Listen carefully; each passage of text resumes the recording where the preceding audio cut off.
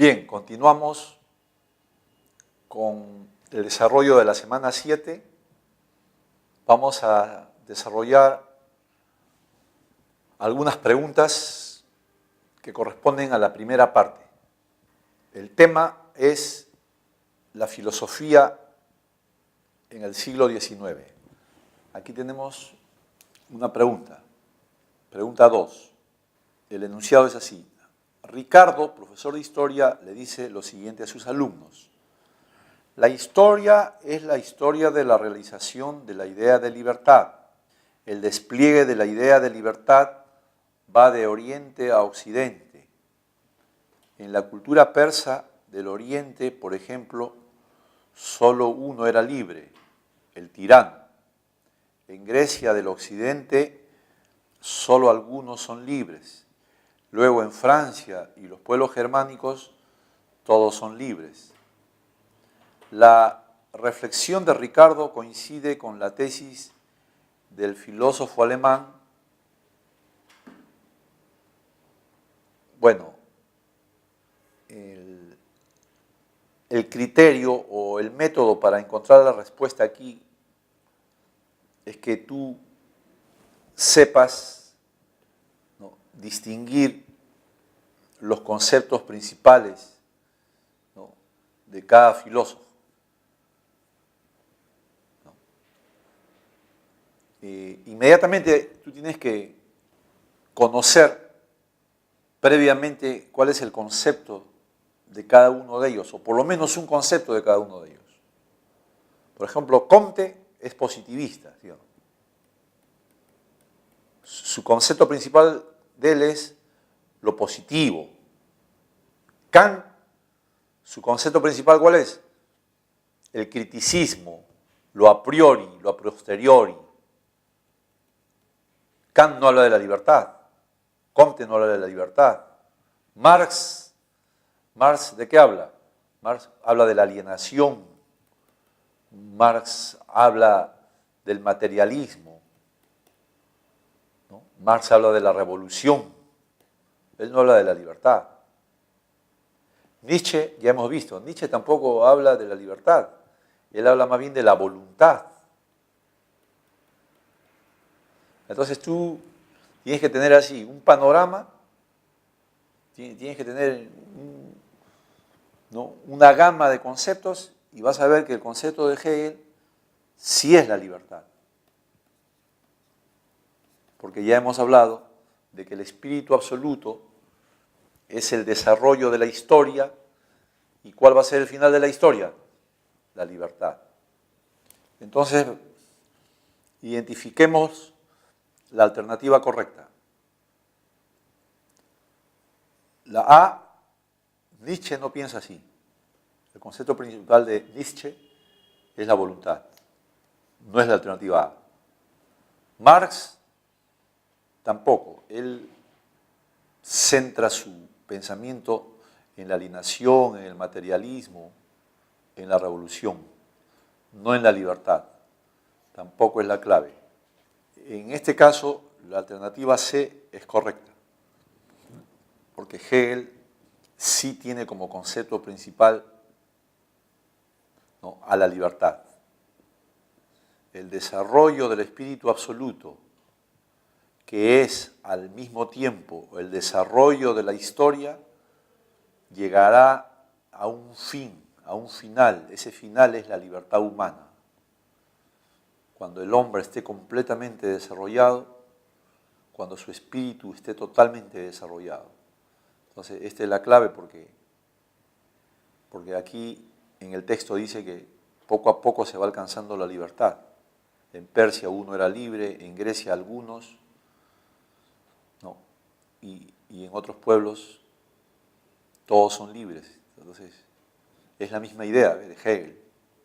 Comte más bien es un filósofo, ¿no?, del positivismo, es un filósofo de la ciencia, es un filósofo que considera que el único conocimiento que vale es el conocimiento científico.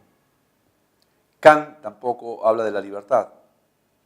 Los conceptos de Kant son lo a priori, lo a posteriori, Entonces tú distinguiendo nada más, sin conocer necesariamente toda la filosofía de cada uno de ellos, identificando, ¿no?, el concepto central, ¿no?, de cada uno de ellos, puedes distinguir cuál es la alternativa. Entonces no cabe duda que, ¿no?, que la alternativa es correcta, es la C. Bien, aquí tenemos otro ejemplo de pregunta correspondiente a los modelos que también van a venir en el examen. Entonces este es un ejercicio de simulación y de evaluación. Pregunta 4. De acuerdo con la evolución del espíritu humano de Comte, el politeísmo y el monoteísmo corresponden al estadio denominado. Entonces, también aquí tienes que tener conocimiento, tienes que recuperar la información que ya dijimos sobre Comte. Comte, a pesar que habla del espíritu también, mira, igual que Hegel. Hegel habla del espíritu absoluto, pero bueno, Comte habla también del espíritu, pero a su manera. Y él dice que el espíritu ha ido progresando, no en la forma de Hegel, sino ha ido pasando de estadio en estadio, como de escalón en escalón.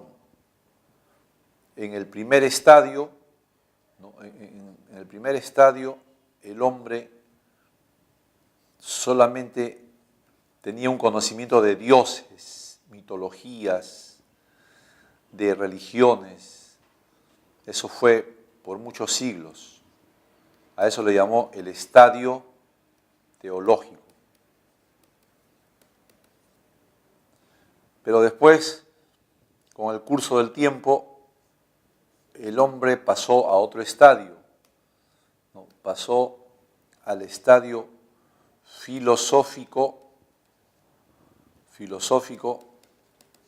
o metafísico.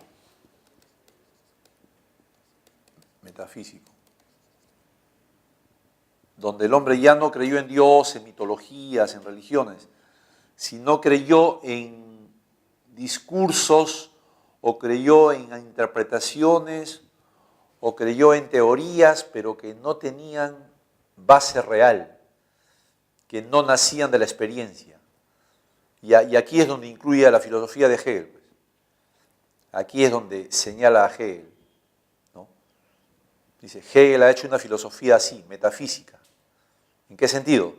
En que la filosofía de Hegel es puros conceptos, puro discurso, bastantes verbos, ¿no?, bastantes disquisiciones, pero sin relación, según él, con la realidad, sin pruebas, sin demostraciones. Entonces justamente Comte dice, pero el hombre va a abandonar o ya está abandonando esa forma de conocimiento. El hombre va a llegar a un estadio que él, ¿no?, denomina positivo, el estadio positivo. ¿No? Entonces, en ese estadio positivo, todo va a ser científico. Todo lo que diga el hombre va a ser científico. Quiere decir eso. Quiere decir que todo lo que diga el hombre va a ser con el método de las ciencias naturales, de las ciencias químicas, de las ciencias matemáticas. Entonces, esos son los 3 estadios que él señaló, ¿no? El estadio teológico, el estadio metafísico y el estadio positivo también.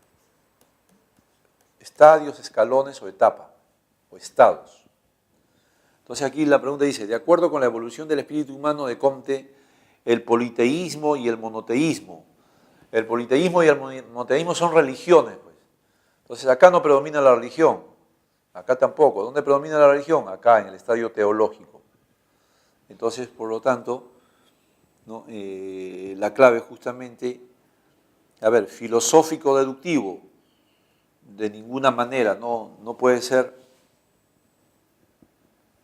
esta es la clave, porque más bien esta es la clave del segundo estadio. La B, teológico o ficticio. Bueno, en este caso sí. En este caso, ¿no? Pero antes de colocar si esta es la verdadera, vamos a pasar revista a las demás. Científico objetivo, no, pues. El politeísmo y el monoteísmo ya desaparecen en este estadio. En este estadio todo es científico, ¿no? Entonces, el monoteísmo y el politeísmo no puede ser. Luego dice metafísico abstracto. No, esto es, el politeísmo y el monoteísmo no predomina aquí, en el segundo estadio. Tampoco es la... ¿no? Y acá también dice que el politeísmo y el monoteísmo corresponde a lo positivo y científico. No, pues. Más bien, según Comte, el politeísmo, que es creencia en muchos dioses, el monoteísmo, que es una religión, eso correspondería al estadio teológico. Entonces la clave correcta es la B, ¿no? La clave correcta es la alternativa B. Continuamos con las preguntas de la segunda parte, ¿no?, de la semana 7. Filosofía del siglo XIX. Pregunta 5. El enunciado señala lo siguiente. Los filósofos se han dedicado a contemplar y pensar el mundo de manera pasiva. Sin embargo, para Marx, los problemas de las sociedades del siglo XIX requieren de filósofos que... ¿no? Bueno, si nos damos cuenta aquí, esta es la crítica que hace Marx a su maestro y admirado por un tiempo Hegel, ¿no? Entonces, es una de las críticas que Marx ejecuta. Marx dice, la filosofía de mi maestro es genial, maravillosa, es, ¿no?, inmensa, pero no sirve para cambiar, no sirve para impulsar al hombre a cambiar su realidad. Por eso le dice contemplativa, ¿no? Eso es lo mismo que dice ahí, ¿no? No solamente a Hegel, sino a todos los filósofos de la época en que vivió Marx. Su filosofía es contemplativa. ¿Contemplativa qué quiere decir? Que la filosofía de Hegel es pasiva, es como un consuelo, es como una literatura para maravillarnos, para tener el placer de leer, pero no nos sirve, no nos es útil para participar en el cambio social. Entonces, por eso dice, en lugar de eso, los problemas de las sociedades del siglo XIX requieren ¿de qué? De filósofos que, dice, realicen una crítica a la razón universalista. ¿Una crítica a la razón? No. Marx no está diciendo que critican a la razón, esta no es la alternativa. Dice que los filósofos deben brindar un saber totalizador del espíritu absoluto. No, eso es como darle la razón a su maestro. ¿Sí o no? Esta alternativa tampoco es, porque está diciendo lo mismo que su maestro. Luego dice, los filósofos no deben ser como mi maestro, sino los filósofos deben pensar, o los filósofos, los que valen son los que piensen que la ciencia ayudará a mejorar el mundo. Tampoco, Marx no es Comte, pues. Esto parece Comte, ¿sí o no? Esto parece una idea de Comte que defiende la ciencia. Por lo tanto, esta no es la alternativa tampoco. Entonces aquí dice, se requiere filósofos que interpreten y transformen el mundo. Más bien, esta alternativa sí es correcta, pero para estar totalmente seguros vamos a ver la E. filósofos que realicen la transmutación de todos los valores. Ah, no, aquí te han puesto una clave de Nietzsche. Nietzsche quiere un cambio de valores. No se olviden, Nietzsche critica los valores europeos, critica el cristianismo, critica la hipocresía, critica todas esas leyes, ¿no?, del buen ciudadano, critica todos esos modelos o perfiles de buenas personas, y dice, eso es una hipocresía. Entonces él dice, los valores deben cambiar. A eso le llama transmutación. Transmutación quiere decir que los valores deben mutar, deben sufrir un cambio radical. ¿Cuáles son esos valores? Los valores de la vida, los valores vitales. Los valores de la vida deben imponerse a los valores racionalistas, a los valores intelectuales, al espíritu. Él más bien dice que la voluntad, los valores que surgen de la voluntad deben predominar. Entonces, esta clave tampoco es, porque esto jamás lo dijo Marx. Más bien, entonces, la clave, como ya habíamos anunciado, la clave es la D, ¿no? Los filósofos deben interpretar y transformar el mundo.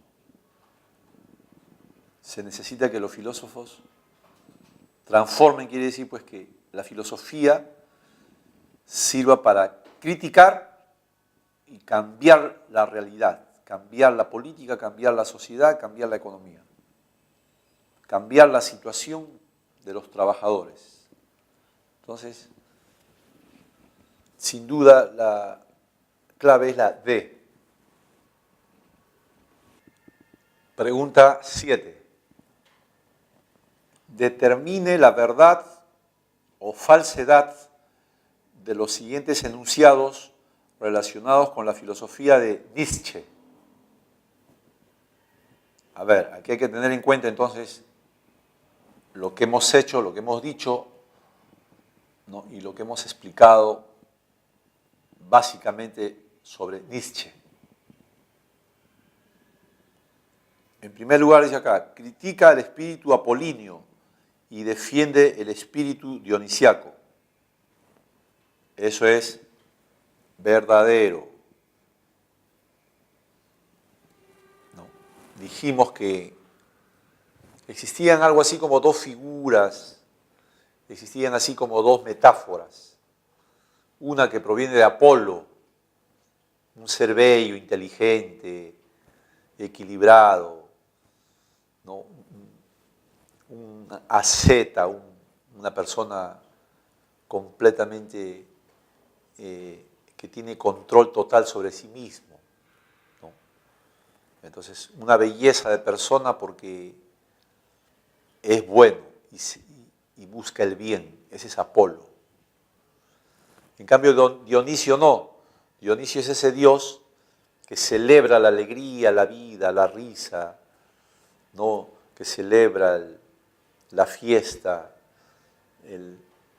la broma, todo lo que es la diversión, la vida alegre.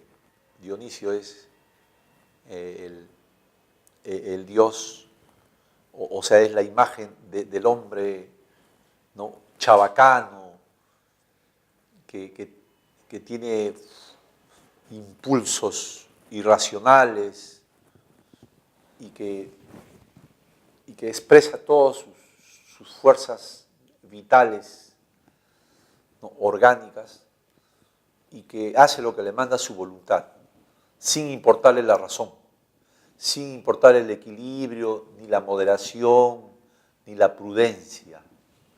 Entonces, justamente eso es lo que critica Nietzsche, ¿no?, de que a nosotros nos... Bueno, él critica a su sociedad, porque él ha vivido eso. La sociedad te dice, tienes que ser prudente, tienes que ser respetuoso, tienes que ser humilde, pero al final dice él, en la sociedad muchos no cumplen eso. Muchos se vuelven unos prepotentes, los que ganan, los que triunfan, al final son unos hipócritas. Inclusive aquí faltan algunos conceptos de Nietzsche. Nietzsche dice que en el tiempo que él vivió, ¿no?, le enseñaban a ser una persona con alma de borrego. No sé cómo decir, obediente en todo, sumiso en todo. Entonces él dice, no, esa no es la vida, hombre. El ser humano no es así. El ser humano tiene que ser alguien que desarrolle toda su rebeldía, sus fuerzas, que desarrolle toda su voluntad, toda su fuerza vital. Entonces, justamente, entonces es verdadero ahí. Él criticó ese espíritu que proviene de la tradición de Apolo, de los griegos. A veces a mis alumnos yo les hago ver que lo griego y lo romano son opuestos. En algún sentido son opuestos, porque los griegos siempre buscan el bien, la felicidad, la sabiduría.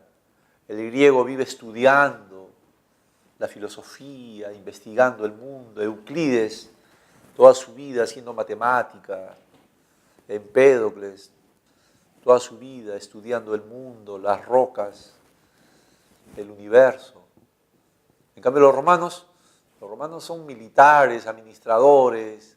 Nerón, Calígula dan rienda suelta a todos sus impulsos, a toda su voluntad, a todos sus excesos.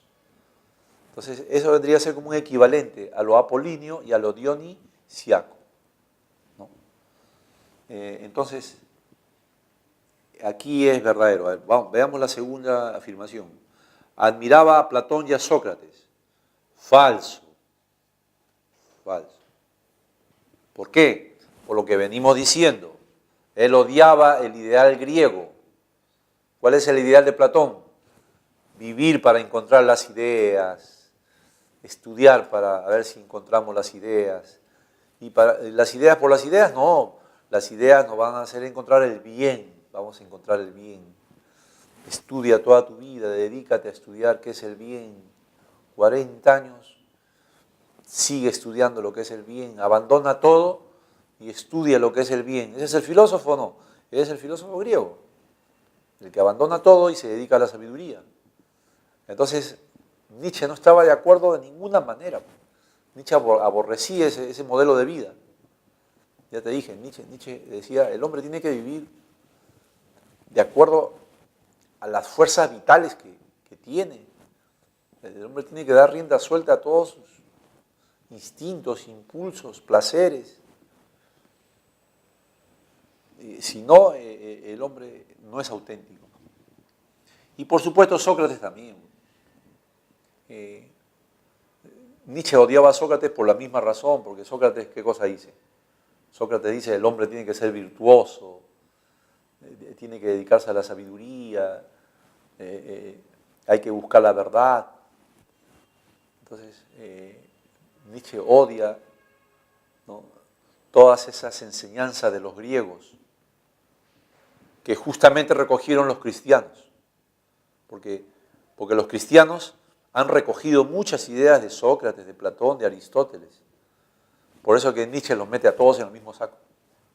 Por eso se dice que Nietzsche criticó los valores judíos, cristianos, y habría que agregarle griegos también. Claro, pero Nietzsche criticó la idea del bien de los griegos nada más, porque Dionisio es un dios griego, pero de otra tradición. De otra tradición. O sea, porque Nietzsche dice, ya está bien, hay que rescatar de los griegos, pero no hay que rescatar a Platón, ni a Aristóteles, ni a Sócrates. De los griegos hay que rescatar otra cosa. Ya eso significa ya ir más allá. Eso significa profundizar más a Nietzsche, porque Nietzsche dice que muchas cosas de los griegos, los cristianos lo han cambiado. Muchas cosas que en Grecia no eran así, los cristianos nos los han traducido de otra manera. Y por eso que él dice que hay una mentira universal, hay un engaño. Inclusive él critica la tragedia. Él dice, la tragedia no es la pena, el dolor, la tragedia no es el drama, no es la tristeza. La tragedia, originalmente, según él, porque él había hecho un estudio profundo, eso sí. Nietzsche había estudiado profundamente la filosofía griega, la literatura griega. Según él, originalmente la tragedia era alegría, éxtasis, catarsis. Era un momento ¿no? de algarabía, de un momento vital donde la vida se alegra. Entonces él dice, los cristianos y los judíos han cambiado, han trastocado muchas cosas de los griegos. Entonces estaría mal que yo diga que Nietzsche niega a todos los griegos, no. Él niega a Platón, a Sócrates, sí, pero no niega a otros conceptos, a otros dioses griegos, como Dionisios, el culto a Dionisios. O sea, él rescata algunos cultos griegos, pero que no son Platón ni Aristóteles. Son otros cultos, si se puede decir así, ¿no? Menos racionales, más vitales. Entonces por eso es falso acá, porque él no admiraba, más bien odiaba, si se puede decir así, para efectos de la enseñanza, para decir fuertemente, para enseñar mejor. A ver, veamos la 3. Los ideales cristianos son los valores superiores. Esto también es falso. Ya estamos diciendo, Nietzsche critica el cristianismo. ¿Cómo va a decir los ideales cristianos son los valores superiores? No, más bien él dice, esos ideales cristianos son mentiras, son falsedades, son engaños. Para él más bien los valores superiores, ya los venimos repitiendo, los valores superiores son la vida, la voluntad, la existencia, la vida, el culto a la vida, el culto a la alegría, el culto al placer, ¿no? El culto a la naturaleza. Eso está por encima de todas esas normas, esa moral, de todas esas, digamos, filosofías que nos han dado los judíos, los cristianos y algunos griegos. Entonces, eso nunca lo va a decir Nietzsche. Y finalmente dice, el superhombre posee el poder de crear valores. Claro, justamente estas preguntas son para complementar, ¿no? Cosas que a veces no lo hemos tocado, digamos, con mayor amplitud. La idea del superhombre no es un concepto de que alguien es superpoderoso, que tiene fuerzas superiores. No. Para Nietzsche el superhombre es la persona natural que se ha despojado justamente de todas esas mentiras, hipocresías y tabúes, y que puede ver mejor la realidad que los demás. El superhombre es esa persona auténtica que no sigue esas mentiras de los judíos, los cristianos, de Platón o Aristóteles, que él considera mentiras o cosas imposibles. O él dice, así no es la vida. Entonces, él dice, lo que manda en el mundo es la lucha por la existencia. El ser humano lo que quiere, legítimamente, ¿qué cosa es? El ser humano quiere su seguridad, su felicidad, riqueza, placer, quiere reconocimiento, quiere fama, quiere poder. Cuando el hombre puede, lo primero que hace es eso. Tener propiedades, tener el máximo de placer, tener el máximo de reconocimiento. Entonces esas son cosas naturales, dice el del hombre. Entonces esos son impulsos naturales del hombre que el cristianismo y los judíos han tratado de aplastar eso. Y han querido a todos nosotros volvernos esclavos, ¿no? Ahí es donde él habla de la moral de los esclavos y la moral de los señores.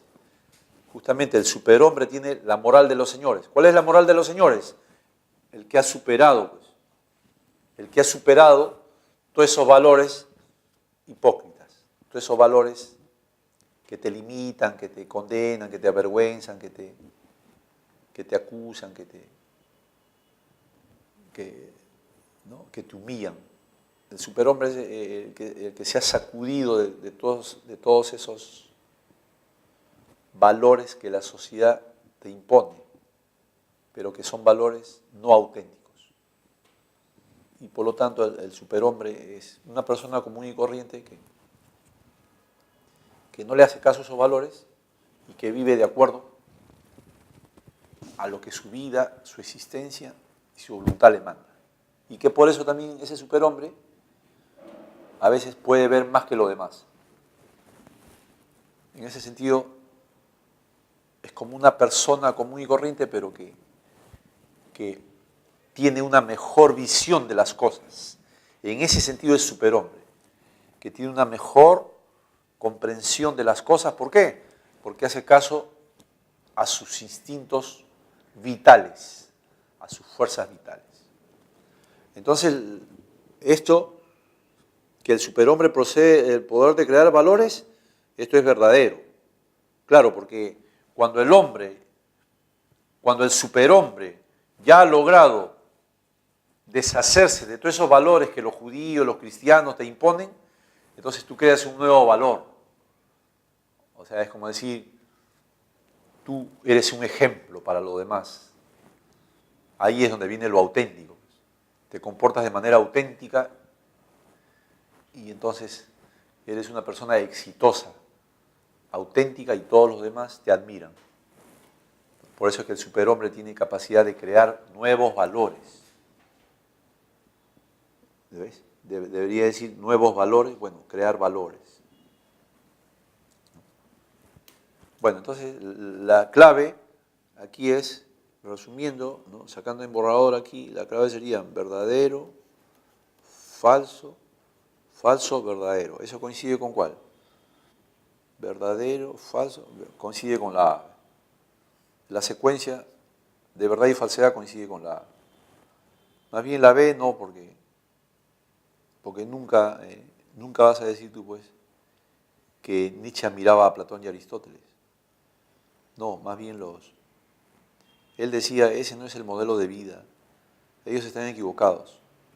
A Sócrates, sobre todo, lo odiaba más, porque Sócrates es el que dice, el hombre es el único que puede conocer el bien y el mal. Y Nietzsche dice, no, el hombre no conoce el bien y el mal, el hombre actúa nada más. El hombre lucha por su vida. Al final al hombre no le importa el bien y el mal. El hombre sigue lo que su vida le manda. Si alguien viene a matarte, tú vas a ponerte a pensar todavía si haces bien o mal en defenderte. No, tienes que defenderte. Más o menos él razona así. Si un pueblo viene a atacarte, por ejemplo, si un pueblo extranjero viene a atacar a tu pueblo, tú todavía te vas a poner a discutir si vas o no vas a hacer la guerra. Inmediatamente tienes que repelerlo, tienes que rechazarlo, tienes que entrar a la guerra. O vas a dejar matarte como si fuera ganado. ¿No? Dice, ya ves, ahí manda la vida, dice. Entonces, justamente por eso que Nietzsche es totalmente contrario a Sócrates, porque Sócrates sí más bien dice, no, el hombre que estudia conoce lo que es el bien. Entonces Nietzsche más bien ve un peligro a esa idea del bien, porque él más bien, Nietzsche propone nuevos valores. Por eso Nietzsche tiene un libro que se llama Más allá del bien y el mal. Es uno de los libros de Nietzsche. Más allá del bien y el mal. ¿Qué cosa quiere decir eso? Que claro, el superhombre, el hombre auténtico, tiene que estar más allá del bien y el mal como te lo han presentado los cristianos. Porque los cristianos, los griegos te han presentado la idea del bien y el mal de determinada manera. Tú tienes que estar más allá de eso para ser auténtico. Entonces, tampoco es la alternativa C, ¿no?